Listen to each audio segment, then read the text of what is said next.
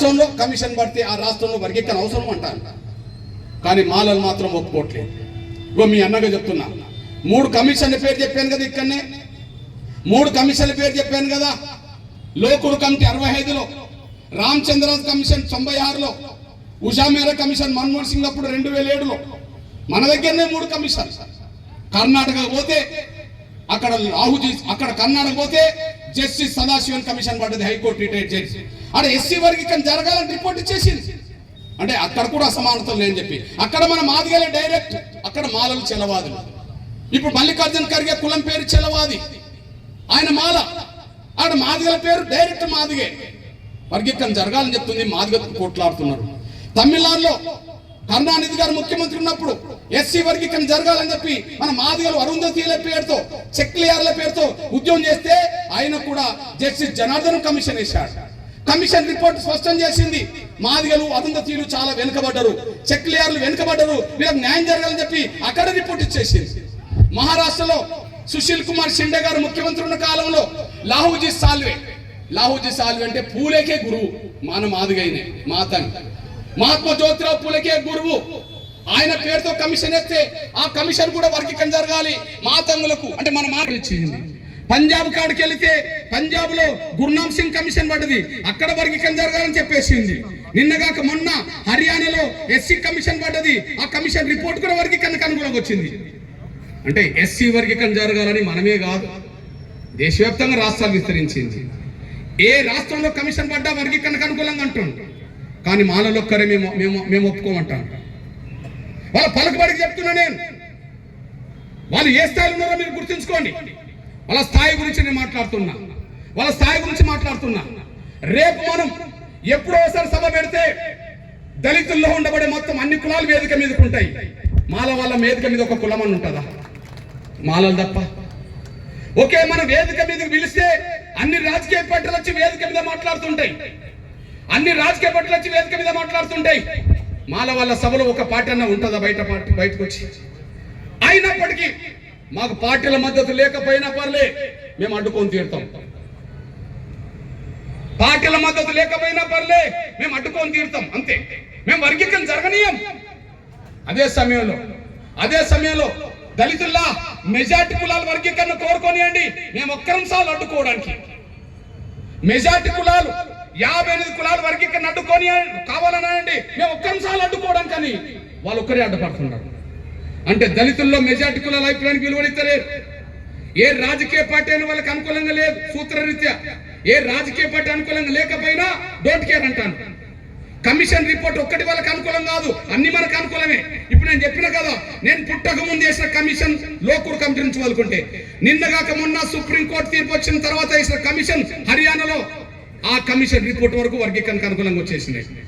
ఇప్పుడు మళ్ళీ తెలంగాణలో మళ్ళీ కమిషన్ పడ్డది కదా, మళ్ళీ కర్ణాటకలో మళ్ళీ కమిషన్ పడ్డది కదా, మళ్ళీ మహారాష్ట్రలో మళ్ళీ కమిషన్ పడ్డది కదా. కమిషన్లన్నీ మనకు అనుకూలంగా నివేదికలు ఇంతకుముందే వచ్చేసినాయి. కమిషన్ నిర్ణయాలు కూడా మేము బేకారు చేస్తాం, కమిషన్ నిర్ణయాలు కూడా మేము పట్టించుకోం, అడ్డుకొని తీరుతామని అంటాను. వాళ్ళు అడ్డుకొని తీరుతామంటాను. మీ బిడ్డగా వాళ్ళ పలుకుబడి గురించి మాట్లాడుతున్నా, మీ బిడ్డగా మీ అన్నగా వాళ్ళ పలుకుబడి గురించి మాట్లాడుతున్నా. మనకు శక్తి లేదు, వాళ్ళకి శక్తి ఉన్నది. మనకు శక్తి లేదు, వాళ్ళకి శక్తి ఉన్నది.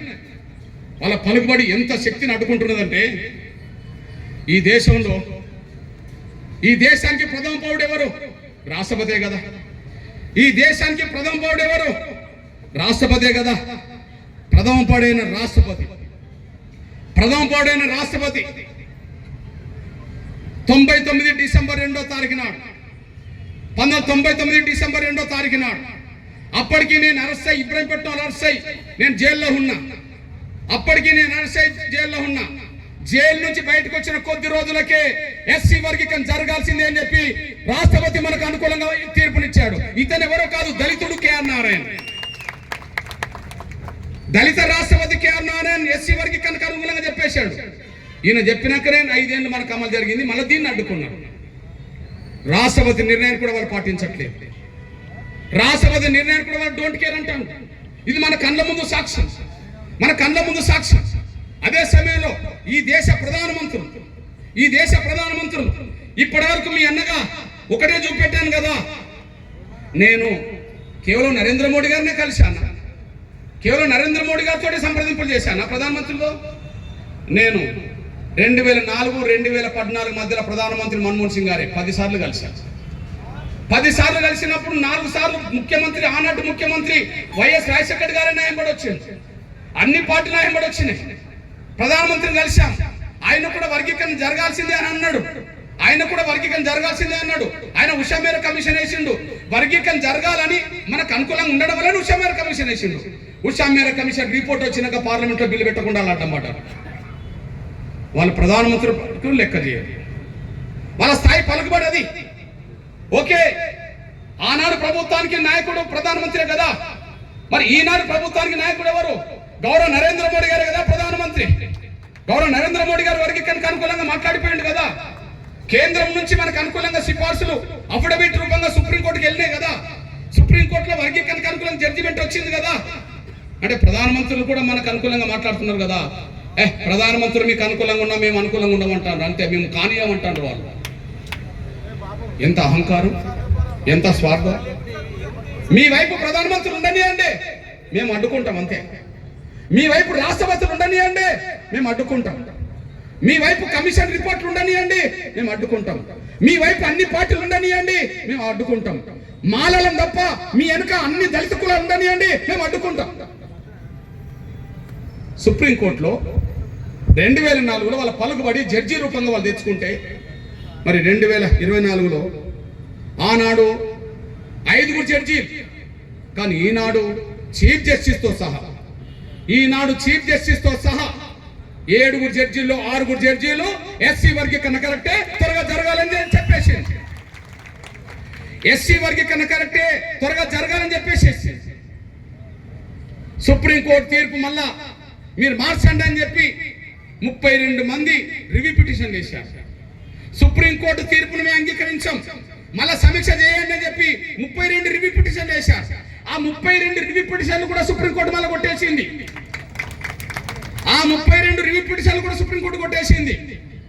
సుప్రీంకోర్టు రివ్యూ పిటిషన్ కొట్టేసిన తర్వాత మళ్ళీ క్యూరేటివ్ పిటిషన్ మరొకటి వేశారు. 2 జడ్జిమెంట్లు ఇచ్చింది ఎవరు? చీఫ్ జస్టిస్ గౌరవ చంద్రచూడ ఆధ్వర్యంలో ఇచ్చారు. వర్గీకరణ న్యాయం అని చెప్పారు, రివ్యూ పిటిషన్ కొట్టేశారు. కానీ చివరి పిటిషన్ మళ్ళీ వేశారు, క్యూరేటివ్ పిటిషన్. దాన్ని వేసిన తర్వాత మళ్ళీ విచారణ జరిగింది. ఆ విచారణలో మళ్ళీ దాన్ని కొట్టేశారు. ఆ కొట్టేసిన చీఫ్ జస్టిస్ ఇప్పుడు కన్నా గారు. చీఫ్ జస్టిస్లు వర్గీకరణకు అనుకూలంగా ఉన్నా మేము వర్గీకరణ జరగనేమో అంటారు వాళ్ళు. ఇవాళ మీ దగ్గరకు వచ్చే సమయానికి అసలు కమిషన్ వేయద్దని చెప్పి మళ్ళీ హైకోర్టులో వేశారు. మీరు కమిషన్ వేయద్దని చెప్పి మళ్ళీ హైకోర్టులో కేసు నడిచింది. హైకోర్టులో 3 పిటిషన్లు అయితే ఒక పిటిషన్ మళ్ళీ ఇవాళ కొట్టేసింది వాళ్ళది. హైకోర్టులో నేను వచ్చే ముందు కూడా కొట్టేశారు. వాళ్ళు మనం ఎంబడి పడుతున్నారా లేదా? ఎందుకంత స్వార్థం? అంటే రిజర్వేషన్లన్నీ మేమే తింటాము అని, అంతే, ఇంకేం లేదు. ఇలా ఎవరికి మేము వాటా ఇవ్వము అని అర్థం. ఇలా రిజర్వేషన్లు మేమే తింటాం, ఇలా వాటా ఇవ్వమని అర్థం. నేను వచ్చే సమయానికి హైకోర్టులో ఒక పిటిషన్ కొట్టేసిండు హైకోర్టు. ఇంకా రెండు వారాల్లో మళ్ళీ 2 పిటిషన్ మళ్ళీ విచారణకు రాబోతున్నాయి. అంటే ఎంబడి పడుతూనే ఉన్నారు. మేము డోంట్ కేర్ అని అంటున్నాం. ఈ నేపథ్యంలో మీ అన్నగా చెప్తున్నాను నేను, వర్గీకరణ ద్వారా మాత్రమే మన బిడ్డలకు భవిష్యత్తు. చదువుకునే పిల్లల సంఖ్య పెరగాలంటే, ఉద్యోగ అవకాశాలు రావాలంటే, మన జాతి బాగుపడాలంటే వర్గీకరణ తప్ప మరో పరిష్కారం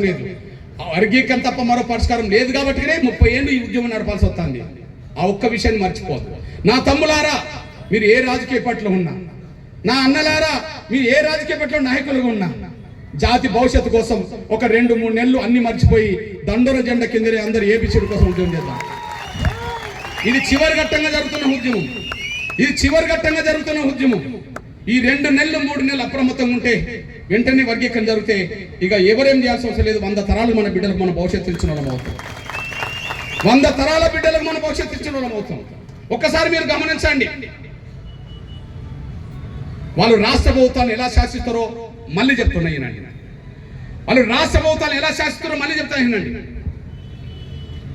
సుప్రీంకోర్టులో వర్గీకరణ జడ్జిమెంట్ మనకి అనుకూలంగా ఎప్పుడు వచ్చింది? ఆగస్టు 1న వచ్చింది. నేను ఎవరెవరికి థ్యాంక్స్ చెప్పాను? ప్రధానమంత్రికి చెప్పాను, చీఫ్ జస్టిస్ చెప్పాను, చంద్రబాబు నాయుడు గారికి చెప్పాను, రేవంత్ రెడ్డి గారు కూడా చెప్పాను. మీరు మర్చిపోవద్దు. తెలంగాణ ముఖ్యమంత్రి గౌరవ రేవంత్ రెడ్డి గారు కూడా చెప్పాను. ఎందుకు చెప్పాను? అంతకుముందు ముఖ్యమంత్రి కాకముందు మన వర్గీకరణ పోరాటంలో ఆయన పాల్గొన్నాడే. చెలో ఢిల్లీ పిలుపులో ధర్నాలకు వచ్చినోడే. ధర్మయుద్ధ సభ పెట్టినప్పుడు మన మీటింగ్లకు వచ్చినోడే. అప్పుడప్పుడు ఉద్యమ అవసరాలు ఇస్తే ఆయన సహకారం కోరితే మన వాళ్ళకు సహకరించినోడే. అదే సమయంలో సుప్రీంకోర్టులో తీర్పు వచ్చిన రోజు అందరికంటే ముందు శాసనసభలో ఈ దేశంలో అందరికంటే ముందు తెలంగాణలో వర్గీకరణ అమలు చేస్తామని మాట్లాడించాడు. ఈ దేశంలో అందరికంటే ముందు వర్గీకరణ అమలు చేసే తొలి రాష్ట్రం తెలంగాణ అవుతుందని చెప్పి అసెంబ్లీలో మాట్లాడింది. అసెంబ్లీలో మాట్లాడిన వెంటనే ఢిల్లీ నుంచి నేను స్టేట్మెంట్ ఇచ్చా. ఆయనకు నేను నమస్కారాలు పెడుతున్నా, ధన్యవాదాలు చెప్తున్నా అని చెప్పి నేను స్టేట్మెంట్ ఇచ్చా. నాకెవరి శత్రువులు కాదు. నా జాతి భవిష్యత్తుకు అడ్డం పడేటోళ్ళు ఎవరైనా శత్రువుగా చూస్తా, కానీ నా జాతి భవిష్యత్తుకు సహకరిస్తామంటే మాట వరకు సహకరిస్తాననే వాళ్ళని మిత్రులుగానే చూస్తాను. ఎవరు ఏ రూపంగా సహకారం చేస్తానని వాళ్ళని మిత్రులు, నా జాతిని గెలిపించుకోవడం కోసం నేను ఆ పని చేయాల్సి వస్తాను. అందువల్ల గీత గీసినట్టే ఉంటా. నా జాతికి ఎవరైనా మేలు చేస్తామని మాట్లాడితే నేను వాళ్ళకి అండగుంటా. నా జాతిని ఎవరైనా దెబ్బతీసే ప్రయత్నం చేస్తే మాత్రం వాళ్ళు ఎంతటోనైనా ఎదుర్కోక తప్పదనేసి కూడా మీరు మర్చిపోతారు. అయితే ఈ మాట నేను ఎందుకు చెప్పినంటే, సుప్రీంకోర్టులో యూపీఏ గవర్నమెంట్ ఉన్నప్పుడు ప్రభుత్వం చేసి అఫిడవిట్ ఇవ్వకుండా ఆపగలిగినరా లేదా? ఆనాడు యూపీఏ గవర్నమెంట్ లో పార్లమెంట్ లో బిల్లు పెట్టమనే సుప్రీంకోర్టు తీర్పుకు మరి బిల్లు పెట్టకుండా ఆపగలిగినరా లేదా?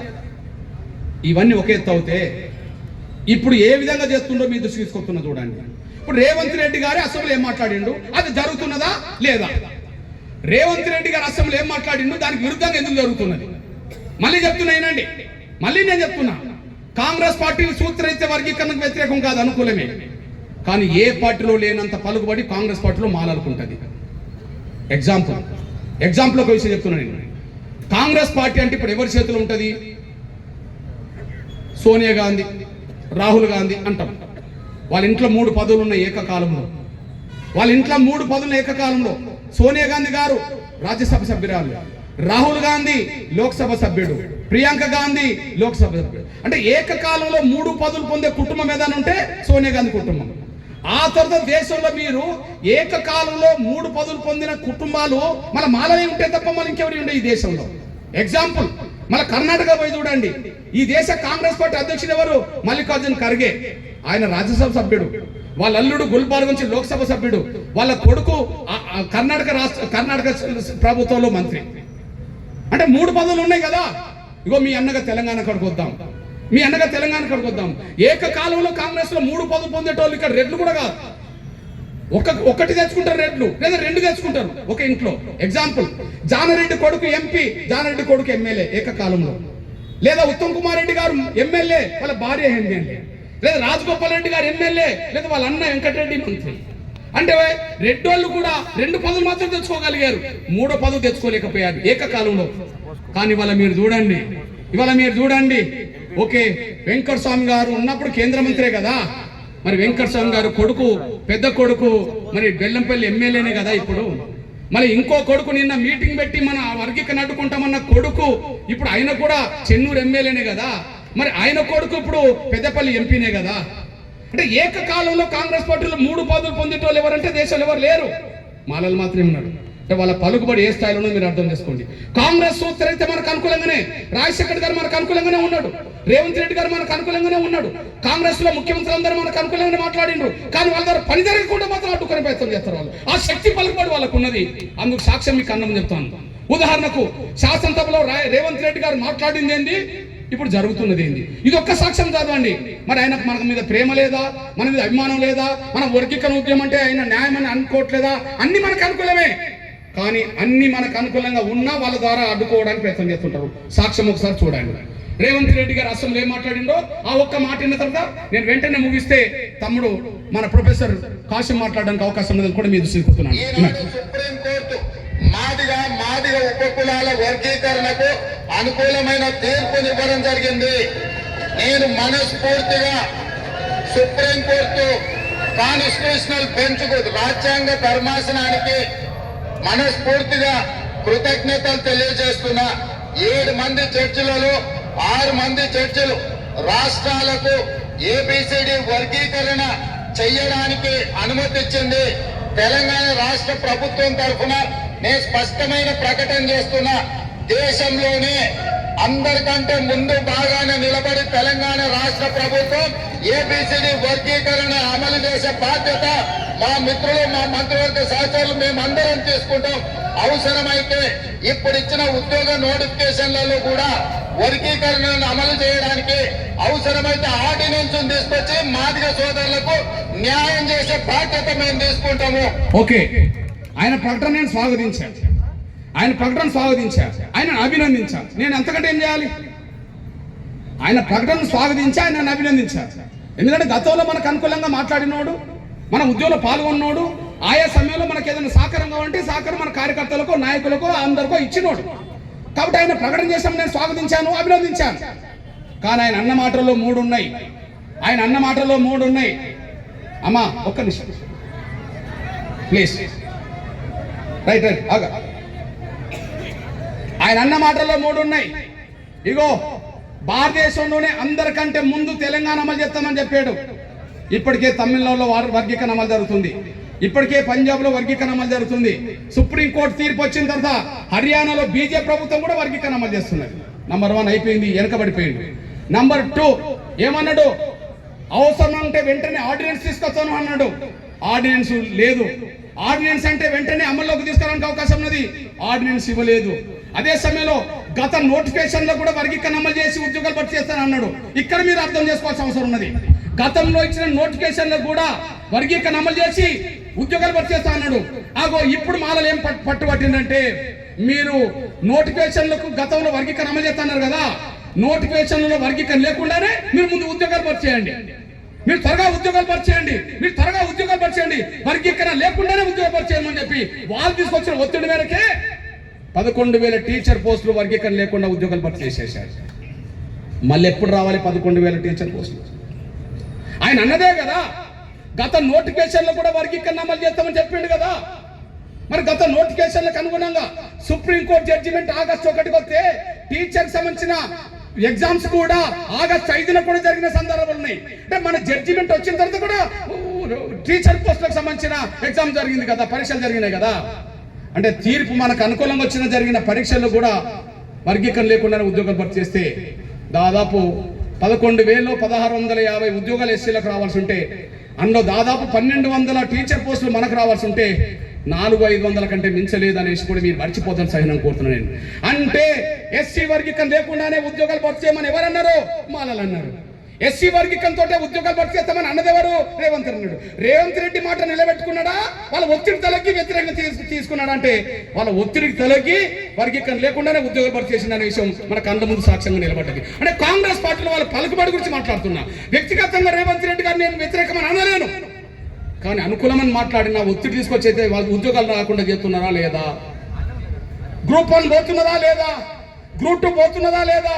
గ్రూప్ 3 ఉద్యోగాలు మన వర్గీకరణ లేకుండా భర్తీ అవుతున్నాయా లేవా? అవుతున్నాయి. ఇదంతా మరి అసెంబ్లీలో మాట్లాడింది వ్యతిరేకమా కాదా? అసెంబ్లీలో మాట్లాడిన దానికి వ్యతిరేకమా కాదా? వ్యతిరేకమే. మరి ఎందుకు వ్యతిరేకం ఉంటుండు? వాళ్ళకి పలుకుబడి ఉన్నది.